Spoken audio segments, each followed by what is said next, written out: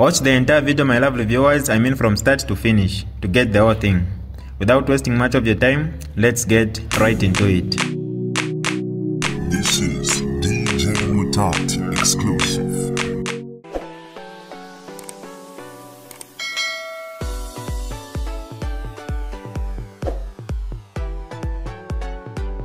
Hi lovely viewers, it's me again, your one and only Mutati Mpundu.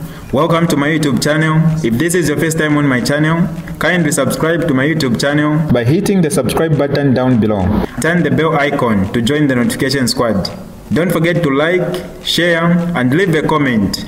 Tell me what you think about this video in the comment section below. I'll be super glad to hear from you lovely viewers. Patriotic Front member of the Central Committee, Dr. Canisius Banda, thank you so much for agreeing to speak with us. You're welcome.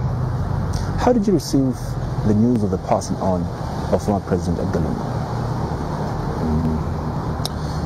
With shock. I didn't believe that he had died. He died on a Thursday.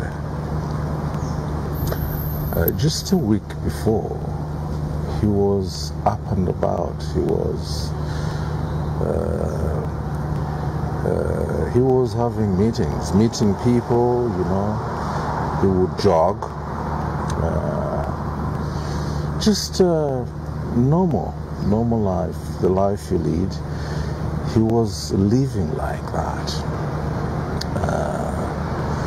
And as things happened, the facility which was looking after him over a long period of time had told him that you can return home, you can go back home. They certified him stable enough to return home, to come back to Zambia. But then realizing the hostility that's here,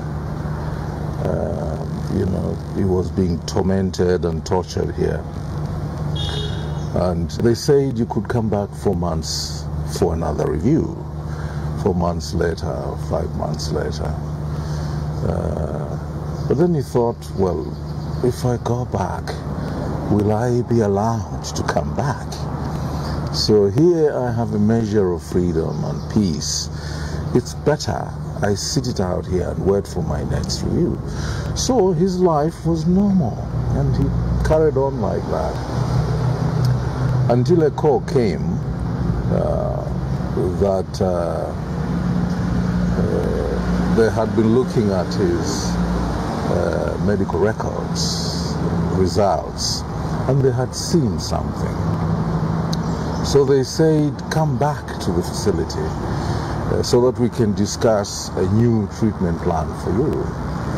So President Lungu said, oh, okay, that's okay, I will find time and come. That's how he went back to the health facility.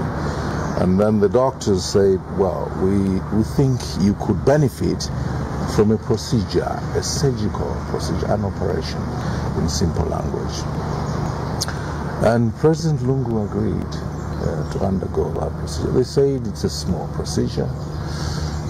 The procedure was done, and it was not done at the same hospital which had been looking after him all this time. It was done at another facility. This is the facility which had worked on him, I think, in 2016, with a different team of doctors, 4 doctors.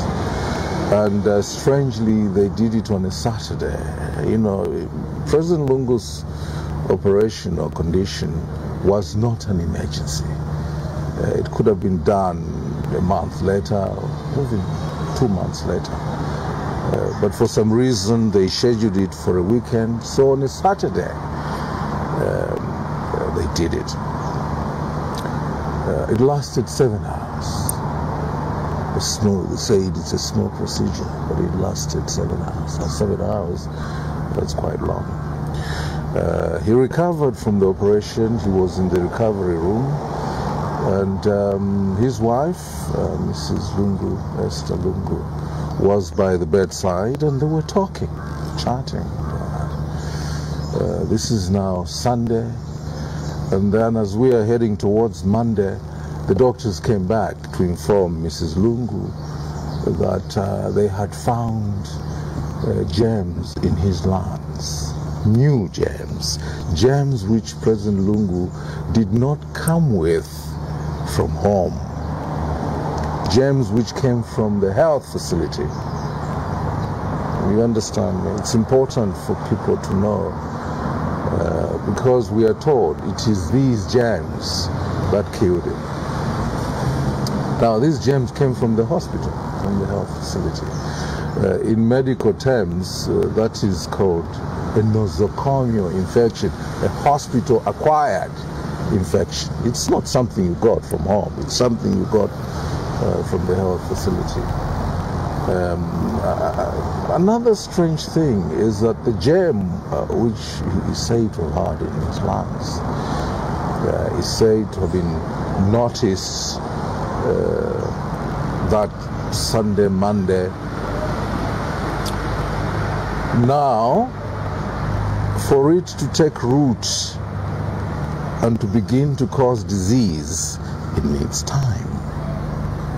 Maybe a week or 2 weeks. Then you could die from it if medicines are not, appropriate medicines are not given to you in time. But 3 days later, he was dead. And you know, Mrs. Lungu wondered, but where has this infection come from? Okay, oh no, maybe people enter, but nobody enters here. You understand me? So there was a time Mrs. Lungu left the bedside, went to rest, because she had always been with him. And Tarsila had come, the daughter, so Tarsila took that role and sat there. And she was chatting with the father, talking about Zambia, about the cost of living, about change of government next year. They were talking, normally talking, you know. And then the day he died, Tarsila told her father that I need to freshen up. So I'll go to the bathroom and then come back. So Tarsila left and went to the bathroom. And after she had done what she was doing there, she came back. And she was blocked from entering the room. And she wondered why. Why are you stopping me from going back to my dad's place? And then they told her that your father has died. President Lungu, Edgar Chagwa Lungu, died alone.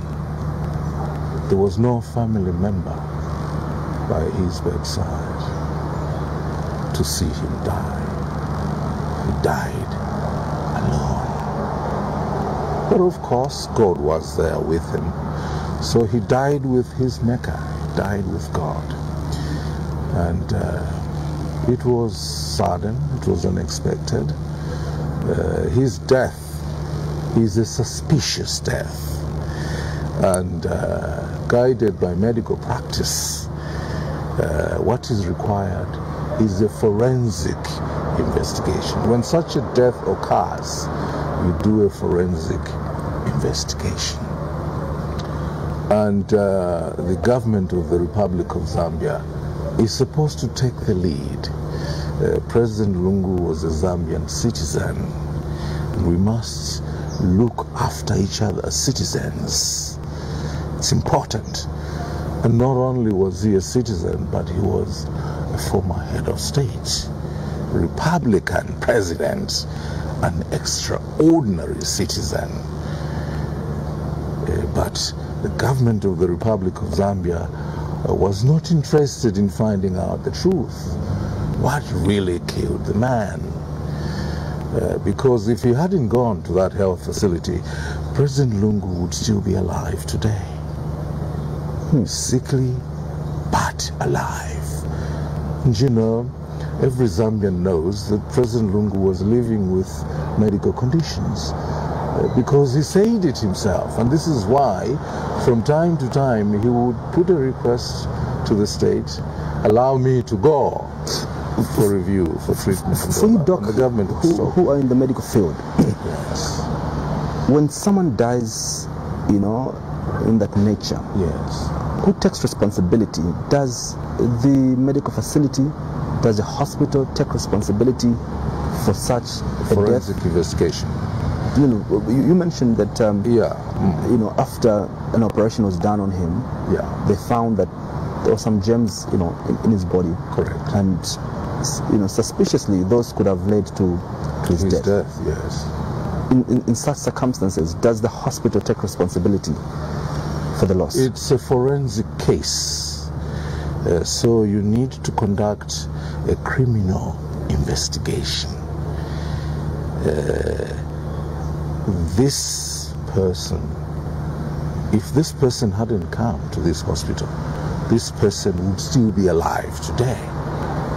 So how is it that he died here in hospital and from an infection which he didn't have before he came? He got it from here. Yeah, so the government should take the lead, you know, have an autopsy, which is a post-mortem, conducted.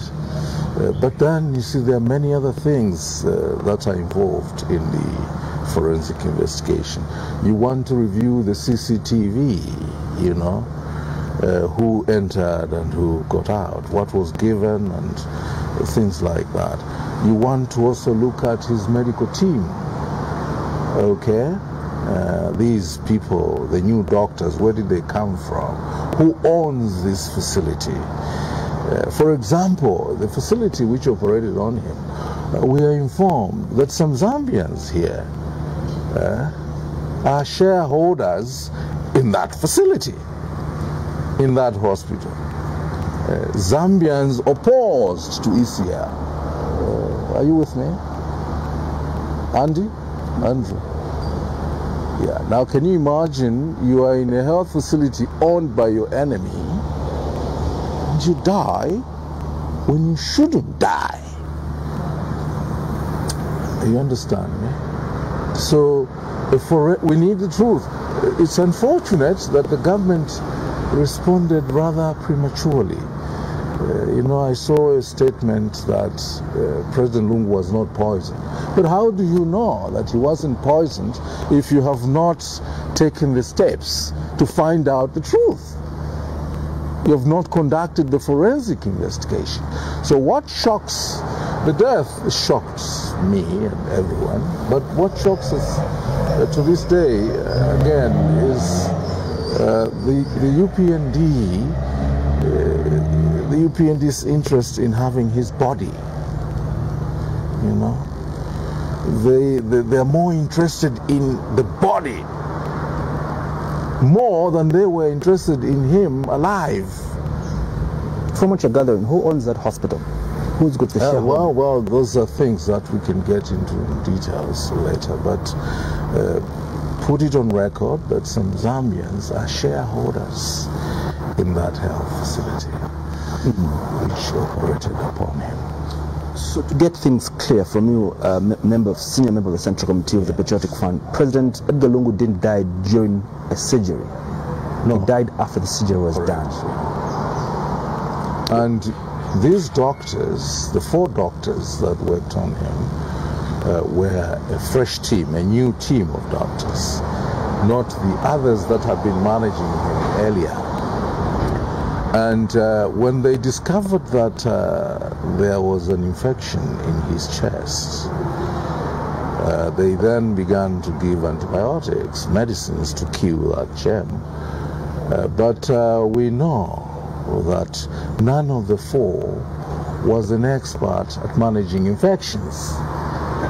Okay, so they needed to have gotten somebody else, a microbiologist or somebody who is good at that, a specialist in that area, especially looking at the nature of the client, of the patient. But there we are. So in a sense, ECL as a patient was mismanaged. And that is why a forensic investigation must be conducted. But the Zambian government is not showing leadership, is not taking the lead to ensure that their citizen is treated in a respected, dignified way. Do you see some form of trust issues between the family and government, especially when it comes to well, I don't know what you mean. Who does? Yeah. What I mean, the Lungu family wanted, from what we're getting, wanted a post-mortem to be done from South Africa. Yeah. There are rumors also here that perhaps let the post-mortem be done, from back here. Do you see some form of, could we trust, maybe let me put it this way, can we trust our government to be the ones to be able to do a proper job? Our government cannot be trusted. Why not? Our government should not be trusted. Our government is complicit in Lungu's passing. Why do I say so? Muntu wakati nifuna kumama nkwala osamletsa yayi mulekeni amwe. Muntu akati nifuna upita kuchipatala osamletsa yayi osamletsa mulekeni apite kuchipatala. Tsono ngati mumuletsa wafa wapha muntu ndani. Tifunika ofunsa kodi wapha muntu ndani. Mamuletsa uyu mama nkwala upita kuchipatala. Tsono lomba wafa. Now, President Lungu was stopped not once, not twice, but 3 times from seeking medical care and attention. And when he sneaked out of the country, it was early this year or late last year, and you won't believe it, he bought his ticket to leave the country only 2 hours before takeoff, so the state would not know. Because if they had discovered, they would have stopped him. You perhaps are aware that some of the workers at the Kenneth Kaunda International Airport were reprimanded for allowing him exit. I hear one of them was even dismissed. Now that is evil. That is cruel. That, Andrew, is diabolical. It is not democracy, it is not leadership, it is not governance. We are Zambians, Andrew. Nearly 20 million of us, diverse, many ethnicities. Let us love one another. Let us be united. We have this prime asset called Zambia. And our key resource is the people, the human resource. Let us love one another, Andy.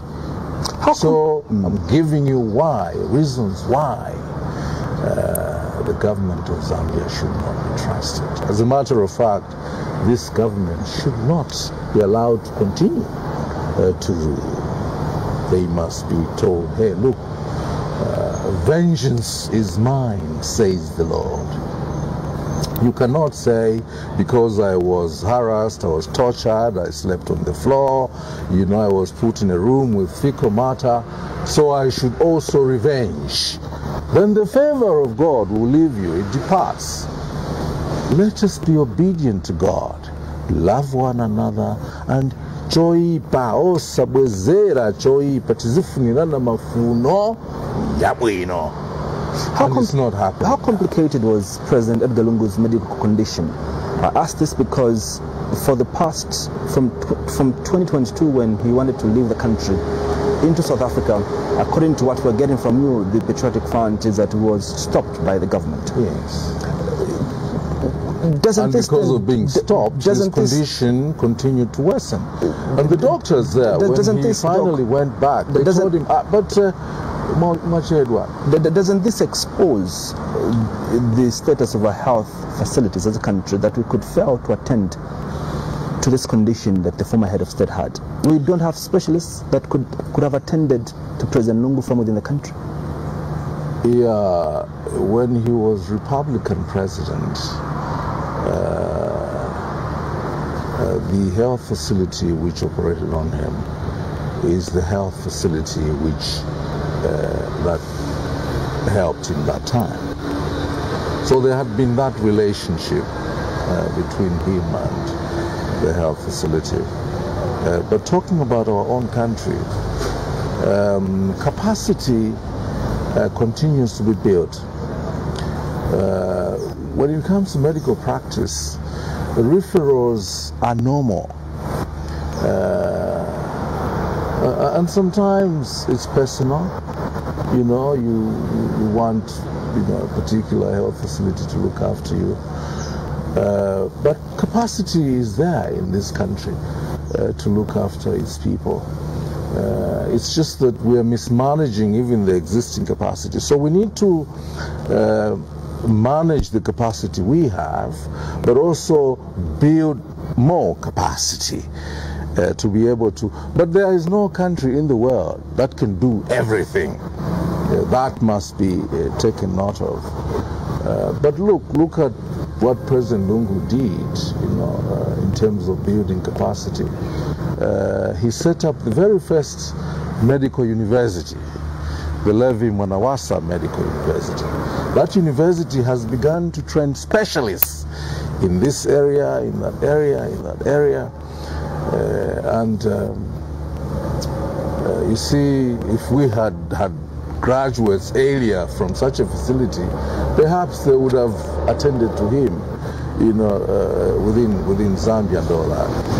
Yeah, so capacity for some conditions is there, for other conditions is not there. And it's normal medical practice to refer patients to this facility, to that facility. And sometimes you can get practitioners to come to use existing equipment and infrastructure. As it happens, we have doctors from China, sometimes from Japan. They come and conduct procedures within Zambia. But we need to continue to build capacity. Again, we now have a national heart hospital just for heart conditions, something which was built by President Lungu.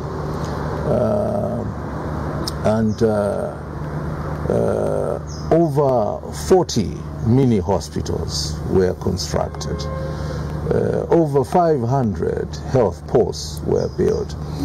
So capacity was being built by ECL. From 2021, when you lost elections, yes. Doc, yes, you've been struggling as a political party in terms of putting your party together because of the infighting that got into your party. Don't you think things are going to be worse now that your torchbearer is no more in the patriotic front? Yeah, you say infighting, Andrew. It is not infighting. It is imposed confusion, imposed destabilization. No president anywhere in the world should use the word imingalato. And our current Republican president said that you would squeeze the neck of ECL. See, now the neck has been squeezed, you see, and ECL had a neck problem. Don't you think that was just a figure of speech? Well, maybe, but why speak like that? Because the power of the tongue, there's power in the tongue, okay? But the Republican Constitution of Zambia, there is no provision for a Republican president to engage in imingalato. Let that be met by every citizen, wherever they happen to be. In 1971, Andrew, in the United States of America, the president was Richard Nixon, and he was going towards elections. And he was the president of the Republican Party. Okay? Now, in Washington there, at a building called Watergate, that's where the Democratic National Committee was headquartered. So what happened?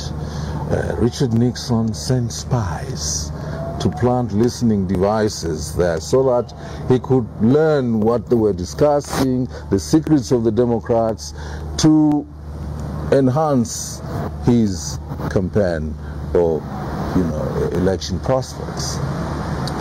So those people were caught. And initially, Richard Nixon refused, that he was not aware of all that. But eventually took responsibility and resigned. What am I saying? Democracy is the will of the people. In 1991, people said, let's go back to multi-party democracy. It's a fixture of the people of Zambia. Each opposition political party should be encouraged to thrive, not infiltrated and destabilized. Richard Nixon only wanted to spy. But Hakainde Hichilema was sponsoring people to cause confusion in the patriotic front. Is that a perception? It is not a perception, because on the 24th of October, which year was that? This is 2025. 23. Correct, 23. There was a convention, a sham, illegal gathering, which the state sponsored.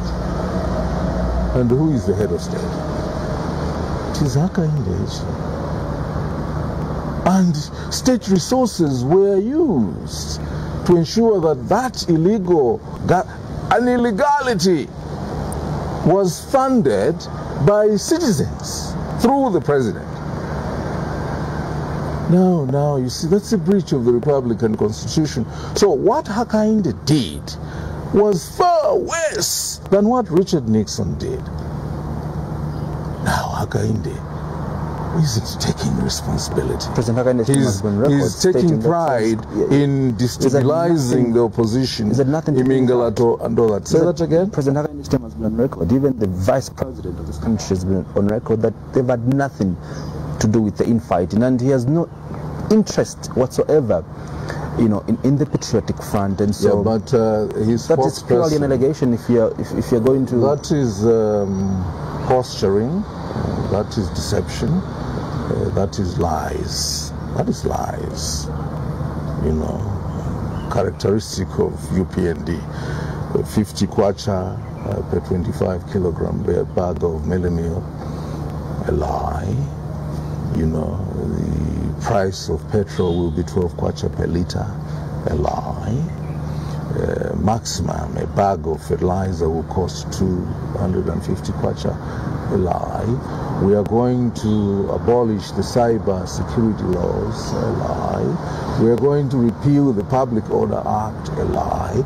No one will be detained, without trial unnecessarily.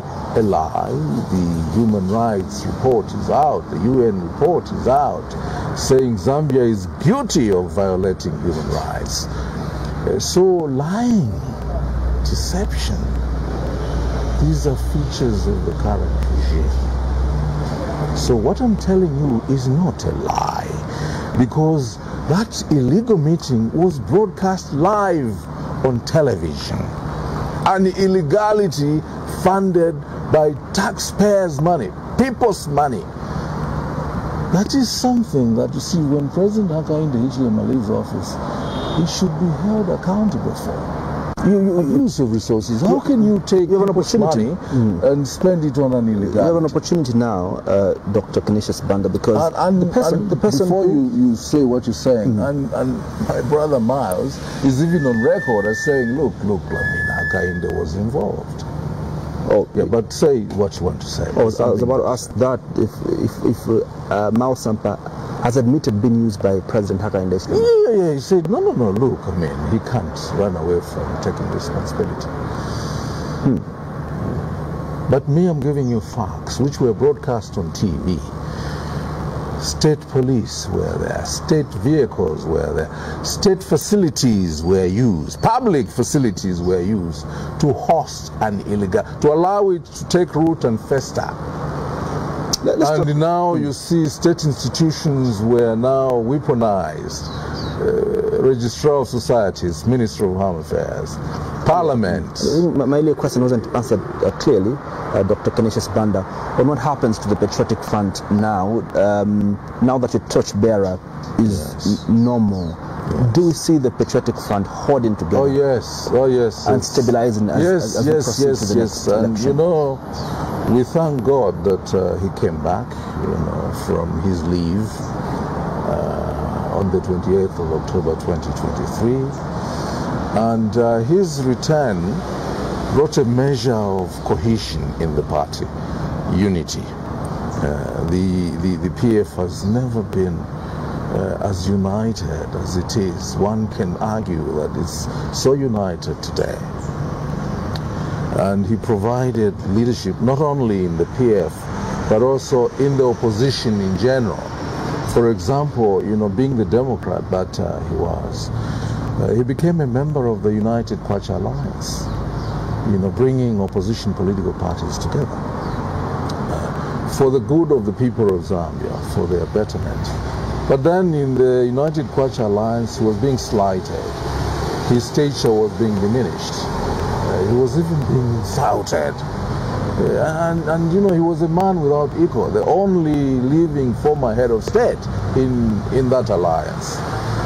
So the PF, under his guidance, put together a committee which comprised people like Brian Mpundu, you know, Richard Musukwa, Godfrey Smiley, Sylvia Chalikosa, Emmanuel Mwamba, Charity Kapona, eminent persons in the PF, to come up with a report to guide the PF how, you know, the PF will relate with other political parties. And the rules of engagement were developed. I was chairman of that committee. And that's the foundation of the Tonse Alliance. So the framework for taking part in elections next year, valid, sound framework, is in place. And it's the Tonse Alliance. And trust me, it doesn't have to have all the opposition political parties in it. No, it is sound as it is, ready to participate in elections. And the ground rules are very clear that the PF is the anchor party of that alliance. And the candidates for the Tonse Alliance for 2026 will come from the PF. Take note of that. I have a copy of the rules of engagement. I came with them. Okay. Now this is the leadership of ECL, uniting the PF itself, and you saw pictures of him and Miles having tea and coffee. Efforts at ensuring that, look, the PF is united, and not only the PF, but the opposition in general. It's a healthy thing to have a healthy, strong opposition. Look at the behavior of the youth. Can you imagine if there was no opposition? Today, Zambians are afraid to speak. And the UN rapporteur has noted this, that look, there's a clamp down on dissent, freedom of expression. People can't express opinions. Bloggers they express themselves, they are nabbed, arrested, and harassed. We need a united opposition. So only 3 steps, Andrew, are remaining before 2026. Okay? So the framework is in place. Selection of that candidate within the PF, so that is the candidate for the Tonse Alliance. Number 2, mobilization of citizens. Because you see, ECL will be on the ballot in 2026. How? Yeah. You see, it's coming back. ECL is coming back. You see? How? Okay. The body is gone, but the spirit is with us, and it's alive. The spirit that saw Zambia record bumper harvests. We had millions and millions of tons of maize in the food reserve, which these people, when they came, they sold, caused a crisis. Okay? Energy security, which was attained under ECL. His spirit. Kafue Gorge project added so many megawatts of power to the grid, and Zambia even began to export electricity, which this government is still doing today. But they're doing it badly because they're exploiting citizens. You see, they're exporting to the detriment of the country, breaking down the economy.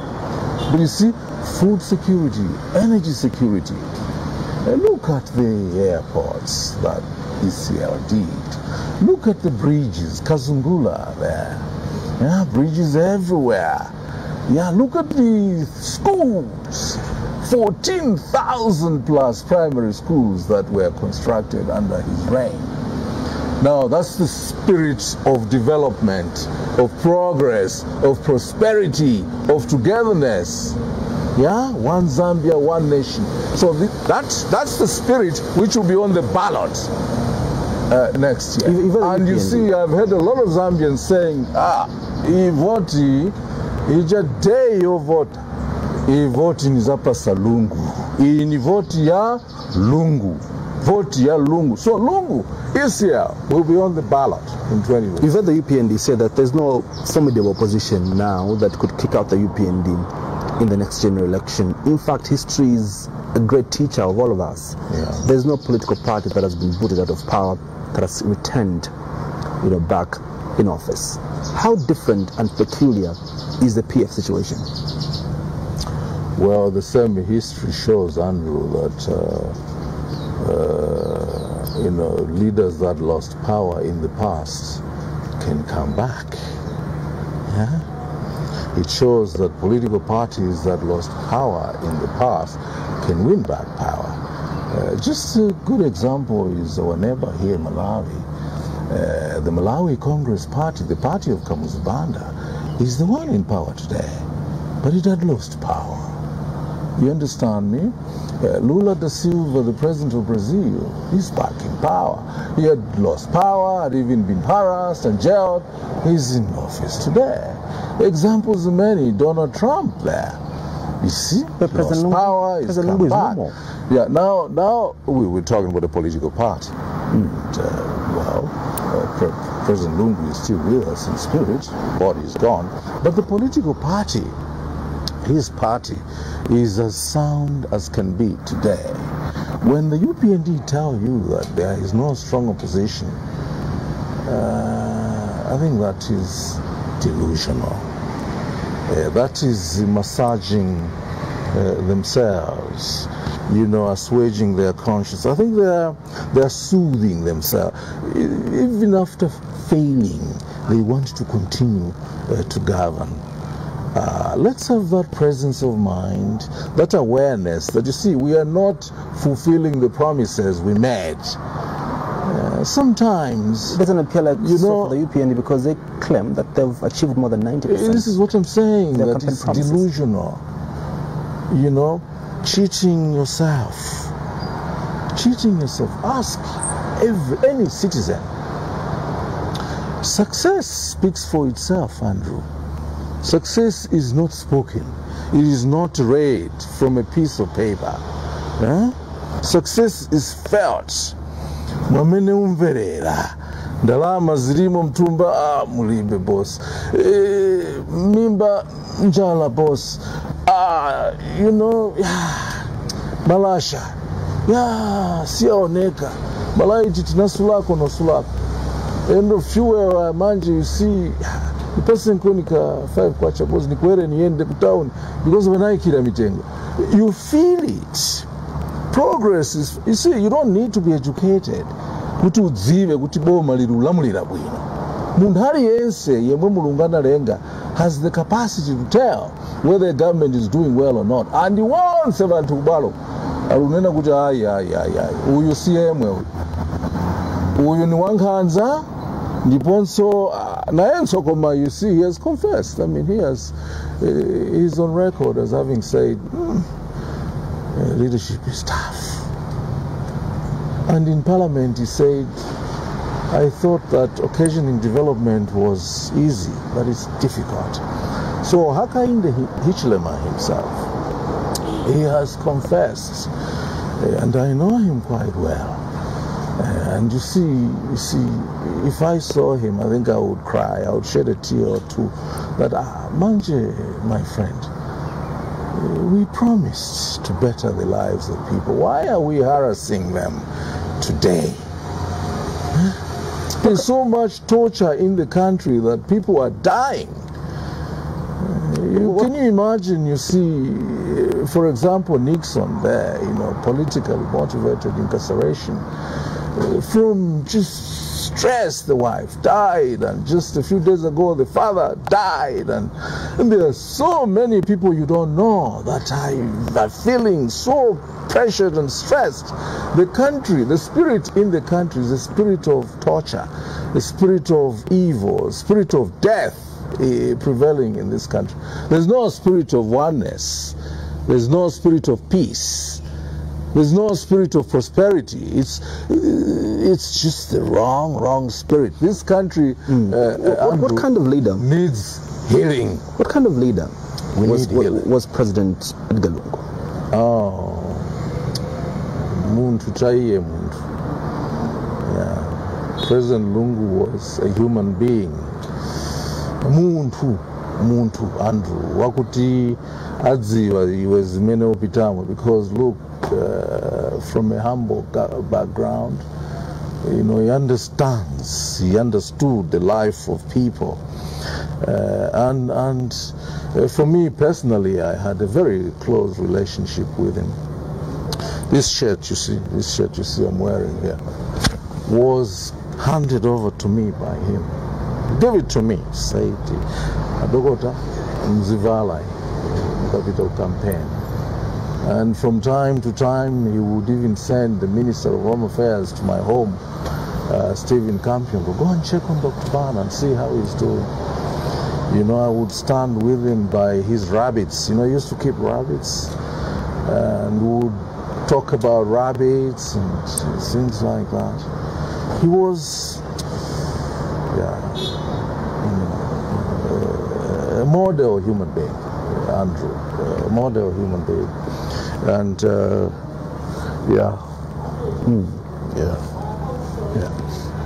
and as a leader, he meant well.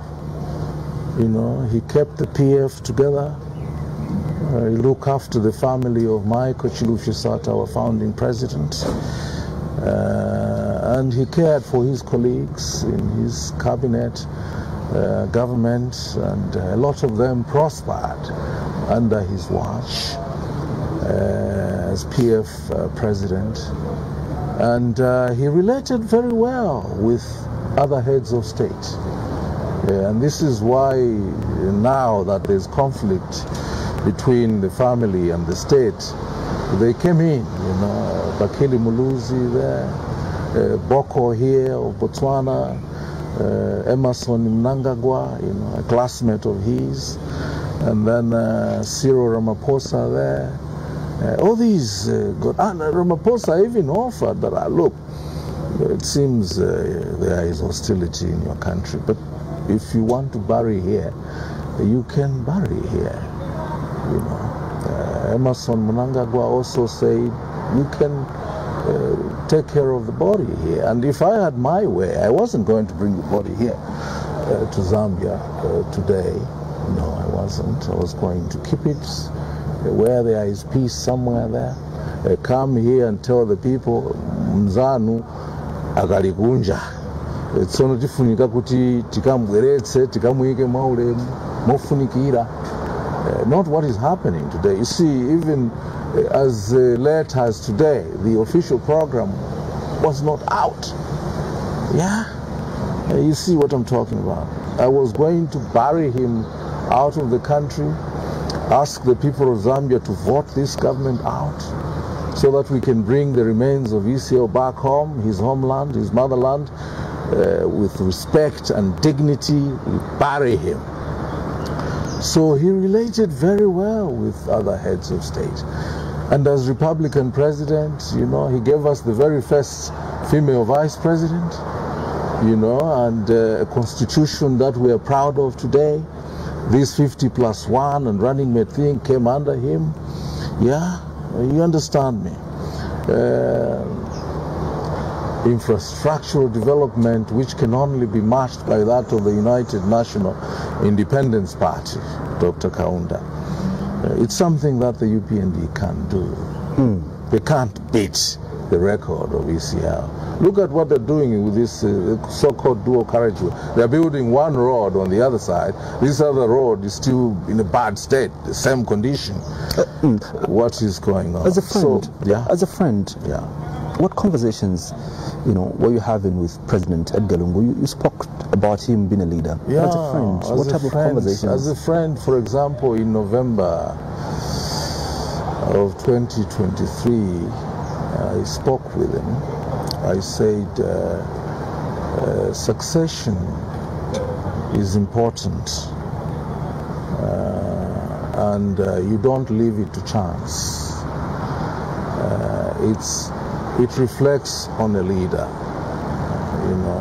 You must groom people that the people can then pick and say, oh, okay, that one is fit to lead after you. So I was frank with him. I said, to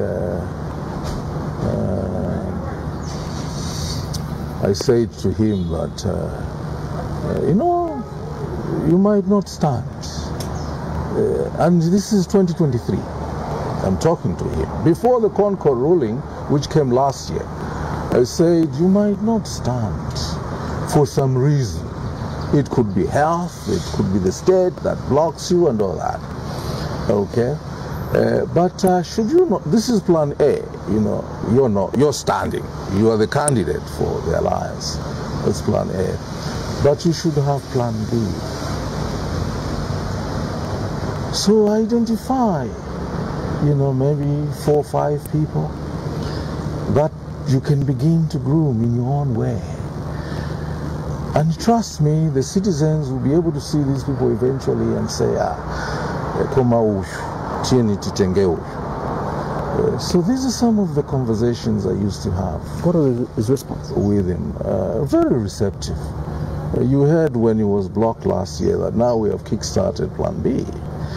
And I was just smiling and thinking, oh, okay, yeah, so we are on course.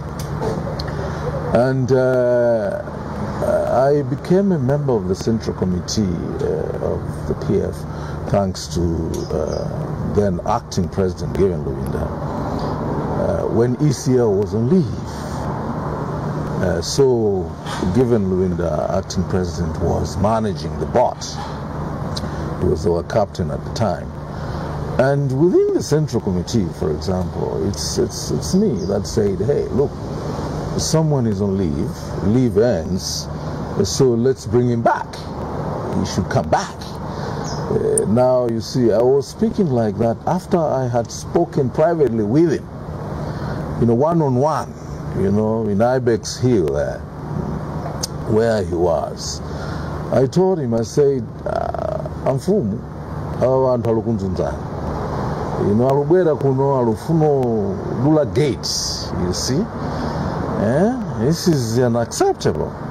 Now you see, they are harassing you as a private individual, but it would be better if they were doing this to you as the leader of a political party, so that all the followers of that political party rally behind you. They give you support, backup and all that. So I told him, I gave the example of Donald Trump, of Imran Khan, of Lula da Silva.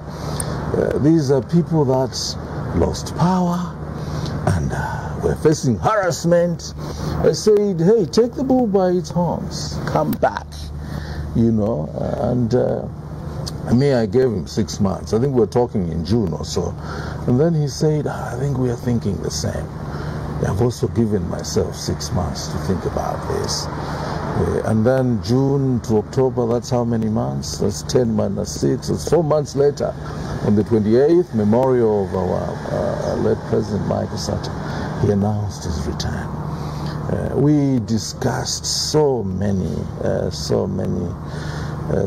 things, developmental things about keeping gold in the reserves. Would you say partly you influenced his comeback to politics? I'm sure there were many voices, but I played my part. I spoke with him, and are you interested in taking over? Are you interested in taking over the PF? I am interested in seeing that the people of Zambia prosper. You know, Zambia, Andrew, is perhaps the richest country in the world after the Congo, DRC. So what we need, number one, is unity. One Zambia, one nation, together. Let's look after the people. That's the most important resource we have, the people. Let's be united. Let's guard our borders, national security. That's very important. Okay? Let's be sovereign. Let's not be a vassal state, a state run by another state. We must not be puppets, abash imperialism. We must stand on our own. We've got land, we've got sunshine, we've got trees, we've got animals, we've got copper, cobalt, nickel, emeralds, gold. We've got all the wealth that God can give a people. You understand me? And the one who identified me as being capable of being Republican president, do you know who it is? It's Hakainde Hichilema. Hakainde Hichilema headhunted me from 20 million citizens and said, yeah, this one is suitable for grooming. And then he began to introduce me to the whole country. We went to all the provinces of this country. I was his deputy. I was president. He was president, head president, deputy. I was on the path. I was on the path. I want you to use your intelligence, Andrew. You know, that man, Hakainde Hichilema, he should bring a Tino Chiuku to me as a gesture of gratitude. If he doesn't do that, he will always be haunted. We must say thank you to people that help us. I helped him. I helped that man become president. You understand me? So he owes you? Well, yeah, a debt of gratitude. Let us put it that way. And a Tino Chiuku for me would be, especially, well, maybe not now, but maybe later. Because you see, and perhaps I'm the only person on earth who has made him cry in public. When I began to talk about his poverty and his poor parents and all that, it's the people of Zambia that transformed that poor lad into a rancher today. You understand me? And I told him, let's not go to the people and tell them you're rich. No, no, no. We should tell them that you are a product of the people. And this is what happens when taxpayers' money is used properly. And then he began to use my language. He started chanting, Aluta continua, power to the people, and all that. Yeah, so the point I'm making is that Hakainde Hichilema introduced me to the people of Zambia as someone capable, someone with the right aptitude, right heart, skills, education, faith in God, somebody who can become Republican president. But it's not an individual that makes himself that. It is God. You know, and in 2017, I had a private conversation with ECL, you know, and he said, Doc, I want something big to happen for you. And he was Republican president at the time. And he said, I said, oh, well, you're president, so you've got the power, you can do it. And then he says, no, I don't have the power. I said, but how come you are the Republican president? And then he says, only God. I said, who has the power? Then he says, God has the power. But he didn't tell me what he wanted to see happen in my life. He didn't. But I pray to God every day. I fear God. I follow him. and God has plans for me. Do you dream of becoming president one day of this country? I am president already. I am a leader. I am, Andrew. Yeah, if you don't see that, then it's not my fault. You have a sight, a vision problem. You know, God brings people our way. We must see them. Sometimes we see, we ignore. Then the wrath comes. I am a leader, Andrew. It's up to you to put a name on my leadership, the nature that you want. I've been leading people all my life. I used to be a leader of the Resident Doctors Association, for example.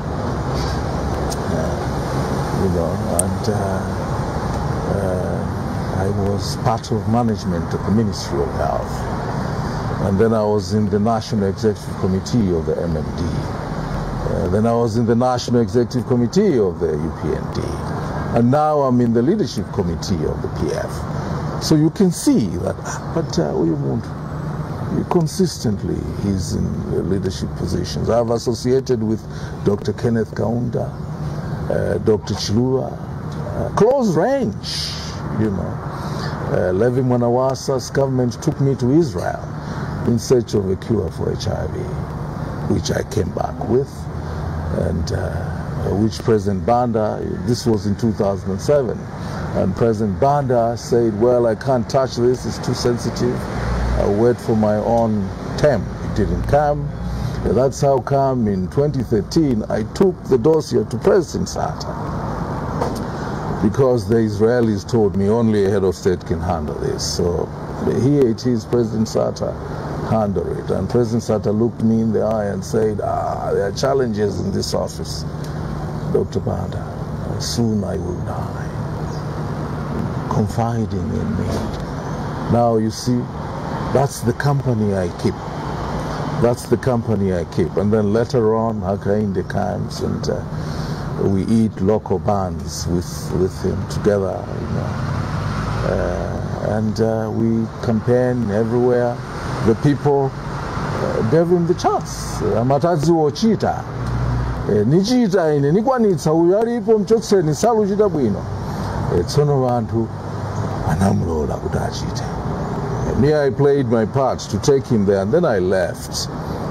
You see, because me, I'm a nationalist, he's not.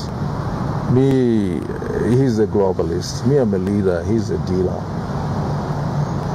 So the ideological fundamental differences between him and I left. But I did my part. I know God got me there to help him be in office, and then when my task was done, he took me away, because he didn't want me to be part of the debt which has now been exposed. You understand me? So the Lord wanted him to be exposed so you could see. So the Hakainde Hichilema story has ended. You now know the kind of person that he is. Nchifukwa chake vantu kubalo alunena kuti ai uyu si yemwe, mzimu wake suli bwino, ulamuliro wake suli bwino, pamudzi pamugwire mgwire sipaenda vantu ya Adotoro zikomo kwambiri tizifunirana mafuno ya bwino. Vengeance is mine, says the Lord. One Zambia, one nation. Luta continua, Vittoria Estreta. And as we say goodbye, I say adios amigo to ECL. Yes, your body may be gone, but your spirit is with us. It will look after us, to protect us, and it will prosper, not only me, but the whole country. Dr. Zikomo, Zikomo kwambiri. Ndibonso tafunire mafuna abwino vantu kubalo. Zikomo. Yeah. This is DJ Mutati exclusive. Alright, that's all for you today, lovely viewers. If you did enjoy the video, please don't forget to leave a comment in the comment section below. Tell me what you think about the video you just watched in the comment section below. I'll be super glad to hear from you, lovely viewers. Once again, I go by the name of Mutati Mpundu. I love you, peace, I gotta go.